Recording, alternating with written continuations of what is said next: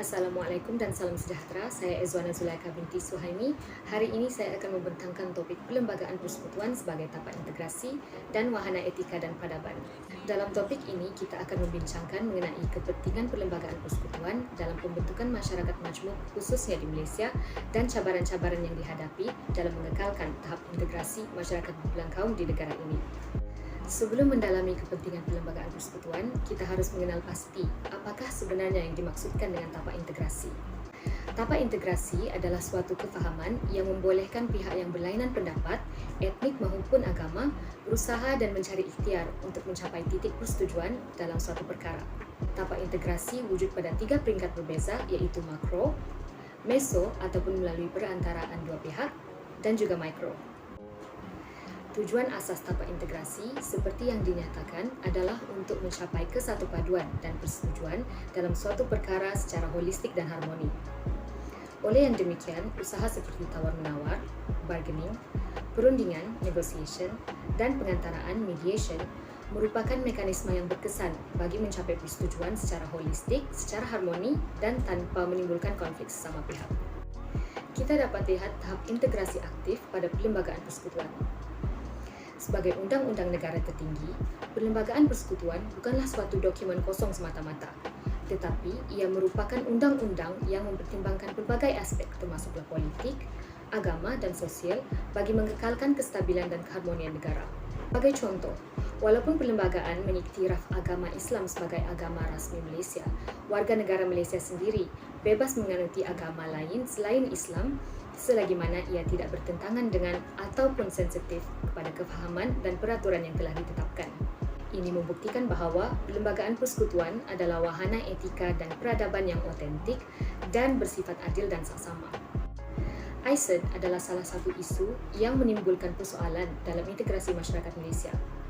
Perkara 8 Perlembagaan Persekutuan menyatakan keadilan bagi semua dan menegah diskriminasi. Walau bagaimanapun, terdapat pengecualian terhadap pernyataan tersebut dalam Perkara 153 yang melindungi kedudukan istimewa anak-anak Bumiputera. Isu ini mencetuskan ketidakpuasan hati masyarakat majmuk Malaysia kerana sekiranya Kerajaan Pakatan Harapan meratifikasikan perjanjian United Nations ini, ia seolah-olah menafikan hak istimewa Bumiputera yang merupakan golongan diiktiraf kedudukannya sebagai warga negara sah Malaysia. Pada awalnya, kerajaan melihat pengesahan terhadap ISED merupakan suatu langkah yang mampu menambah baik hak asasi manusia. Namun begitu, kerajaan membatalkan niat meratifikasikan ISED kerana suara rakyat Malaysia yang tidak menggemari idea tersebut. Kita telah pun membincangkan konsep tapak integrasi dan tujuannya. Apakah pula yang dimaksudkan dengan perlembagaan? Perlembagaan adalah undang-undang ataupun peraturan yang menjelaskan tentang hak, kuasa, prosedur dan tanggungjawab pihak berautoriti antara autoriti yang lain dan pihak autoriti dengan awam. Peraturan ini adalah panduan bagi pihak kerajaan dan rakyat untuk memastikan pihak berkuasa menjalankan tugas dengan amanah dan secara tulus dan juga untuk memastikan agar rakyat mendapatkan hak mereka. Secara ringkasnya, perlembagaan adalah peraturan yang merangkumi cara dan tanggungjawab pihak berkaitan dalam mentadbir sesebuah negara. Seperti yang kita tahu, institusi pentadbiran terbahagi pada 3 bahagian berbeza, iaitu eksekutif, badan perundangan dan kehakiman, yang mana setiap institusi ini beroperasi secara berasingan bagi menjamin apa yang kita ketahui sebagai check and balance dalam kerajaan. Tujuan utama bagi check and balance adalah untuk memastikan tidak ada antara institusi tersebut yang menyalahgunakan kuasa mereka masing-masing. Perlembagaan Persekutuan adalah dokumen bertulis yang mengandungi undang-undang pentadbiran dan menjadi simbol kedaulatan negara. Dokumen ini dianggap sebagai kontrak sosial yang dipatuhi sebagai manifestasi persefahaman dan pembentukan integrasi dalam kalangan masyarakat. Perlembagaan Persekutuan telah diluluskan dan ditandatangani oleh Baginda Ratu Elizabeth bersama Raja-Raja Melayu pada 5 Ogos 1957 sebagai simbolik bahawa Malaysia merupakan negara raja berperlembagaan ataupun konstitusional monarki. Untuk membuktikan otoriti perlembagaan persekutuan, Perkara 4-1 menegaskan perlembagaan sebagai undang-undang negara tertinggi dan sebarang undang-undang yang bertentangan dengannya adalah terbatal serta-merta. Selain itu, kuasa yang di-Pertuan Agong juga tertakluk kepada perlembagaan, yang mana YDPA harus menerima nasihat Perdana Menteri ataupun Kabinet sebelum membuat sebarang keputusan. Pengenalan terhadap perlembagaan Malaysia merupakan proses yang beransur selepas beberapa peristiwa dalam sejarah. Sebelum kedatangan penjajah di tanah Melayu, Undang-Undang Islam adalah bentuk peraturan yang dipraktikkan untuk memastikan terjalinnya semangat kesatupaduan dan kedamaian. Hukum Kanun Melaka dan Batu Bersurat Terengganu adalah bukti bahawa tanah Melayu telah pun mengamalkan etika, peradaban dan gaya hidup bertamadun sebelum kedatangan British. Penubuhan Malayan Union adalah salah satu peristiwa yang membawa kepada perlembagaan Malaysia. Malayan Union adalah gabungan negeri-negeri Melayu di bawah penaklukan British. Kononnya untuk memperbaiki sistem pemerintahan dan pentadbiran tanah Melayu agar lebih efisien dan sebagai persediaan bagi kerajaan tanah Melayu sendiri pada masa akan datang. Union ataupun persatuan ini ditentang oleh orang-orang Melayu kerana pengesahan terhadap union ini mengurangkan kuasa sultan, menyekat hak-hak istimewa orang Melayu dan tidak lupa juga pemerintahan British yang memudahkan kemasukan pendatang dan memberikan hak kewarganegaraan yang sama kepada mereka. Peristiwa ini telah berjaya meningkatkan kesedaran etnik dan semangat nasionalisme dalam kalangan masyarakat. Mengetahui agenda sebenar British telah membawa kepada penubuhan UMNO pada 11 Mei 1946 di mana UMNO menuntut semula struktur politik sebelum perang yang ditandatangani oleh Raja-Raja Melayu.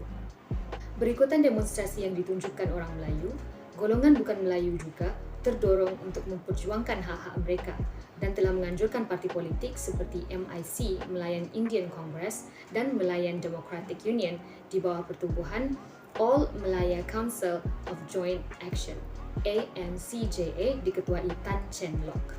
Pembatalan Malayan Union telah pun mengembalikan kedudukan simbolik Raja-Raja Melayu dan perkara ini ditegaskan dalam Perlembagaan Persekutuan sehinggalah ke hari ini. Akibat penentangan orang Melayu, British memansuhkan Malayan Union dan merangkas sebuah jawatan kuasa yang terdiri daripada 4 Raja Melayu, 2 wakil UMNO dan 6 pegawai British bertujuan untuk menggubal sebuah perlembagaan yang boleh dipersetujui oleh masyarakat tempatan. Dalam perjanjian persekutuan ini dinyatakan, walaupun negeri-negeri Melayu berada di bawah naungan British, Pulau Pinang dan Melaka kekal sebagai tanah jajahan. Perjanjian inilah yang menjadi langkah pertama kepada penggubalan perlembagaan kemerdekaan pada tahun 1957. Berikut adalah ciri-ciri perjanjian persekutuan pada 1 Februari 1948, antaranya adalah Sultan diberi hak dan kuasa memerintah, syarat kewarganegaraan diketatkan, dan hak istimewa Melayu dan Bumiputra diakui, serta golongan ini juga menjadi perwakilan terbesar dalam kerajaan negeri. Tidak lupa juga penubuhan CLC 1949 yang menyumbang kepada perlembagaan menerusi perbahasan tentang isu-isu ekonomi, politik dan sosial. Selain itu, kerjasama dan toleransi berbilang kaum di Tanah Melayu dalam Pilihan Raya Umum 1955 juga membuktikan wujudnya tapak integrasi yang aktif dalam komposisi kabinet pada ketika itu. Bagi memberi keseimbangan etnik dalam kabinet, komposisi kabinet terdiri daripada 6 orang Melayu, 3 orang Cina dan seorang India. Situasi ini menunjukkan kerjasama yang baik dalam memperjuangkan tanah Melayu daripada penaklukan British dengan mengetepikan perbezaan kaum dan etnik. Sebelum penggubalan Perlembagaan Kemerdekaan, Suruhanjaya Raid diperkenalkan. Penubuhan Suruhanjaya ini terdiri daripada ilmuwan dalam bidang perlembagaan. Komponen asas Perlembagaan Persekutuan adalah seperti yang dipaparkan di skrip. Komponen pertama adalah negara persekutuan, yang bermaksud sebilangan negeri diperintah di bawah satu pemerintahan pusat, iaitu Raja Berperlembagaan. Walaupun di bawah pusat pemerintahan berdaulat, negeri-negeri ini diberikan otonomi dan disokong oleh dokumen undang-undang yang dipersetujui ramai dan disebutkan sebagai perlembagaan. Komponen kedua adalah Islam sebagai agama persekutuan. Mengapa? Kerana sebelum Perlembagaan Persekutuan diperkenalkan, undang-undang Islam telah pun digunapakai pada zaman Melayu Melaka. Tambahan pula, Islam juga mengajarkan dalam surah Al-Baqarah ayat 256 bahawa tiada paksaan dalam menerima agama. Seterusnya, Perlembagaan Persekutuan sebagai undang-undang tertinggi. Rukun negara ketiga menjelaskan keluhuran perlembagaan yang membuktikan kuasa perlembagaan yang tidak boleh dicantas dan diubah sesuka hati. Kerana ia merupakan sumber utama bagi hal-hal berkaitan perundangan dan pentadbiran negara. Elemen warisan adalah komponen keempat dalam perlembagaan. Komponen ini merujuk kepada asal-usul tanah Melayu seperti institusi beraja, kepentingan hak Melayu dan Bumiputra, agama Islam sebagai agama rasmi, dan bahasa Melayu sebagai bahasa pertama tanah Melayu. Semua elemen yang disebutkan sebentar tadi adalah ciri-ciri awal, ciri-ciri asal yang menjadikan Malaysia unik dan kukuh. Maka elemen ini harus dipelihara sebaik-baiknya. Selain itu, perlembagaan juga menegaskan kepentingan kewarganegaraan, yang mana bagi mendapatkan identiti warga negara sah Malaysia, syarat-syarat seperti yang berikut harus dipenuhi. Komponen keenam adalah hak asasi rakyat. Perlembagaan menjelaskan kebebasan beragama, bersuara, dan lain-lain dalam perkara 5 hingga 13 perlembagaan. Komponen ini penting bagi mengekalkan kestabilan sosial dan menjamin peningkatan taraf hidup rakyat. Selain kepentingan rakyat, perlembagaan juga mengambil kira proses pindaan perlembagaan. Sebagai undang-undang tertinggi, gubalan perlembagaan harus dipersetujui ramai dan sekurang-kurangnya harus mencecah tahap simple majority seperti yang dinyatakan dalam Perkara 159. Komponen asas terakhir adalah pertahanan terhadap ancaman keselamatan. Malaysia terdiri daripada sebilangan negeri berbeza, maka ancaman daripada pihak luar harus diambil kira bagi mengelakkan masalah seperti darurat, kerusuhan, perebutan kuasa, perebutan wilayah, dan sebagainya. Piagam Madinah merupakan perlembagaan bertulis yang pertama di dunia. Penggubalan piagam ini berjaya menjalin persaudaraan antara kaum Muhajirin dan Ansar. Kandungan Piagam Madinah adalah seperti yang dipaparkan di skrin.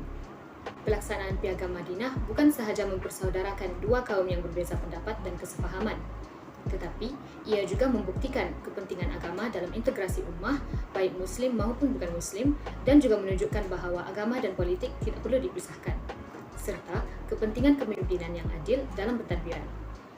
Sekian saja dari saya. Assalamualaikum.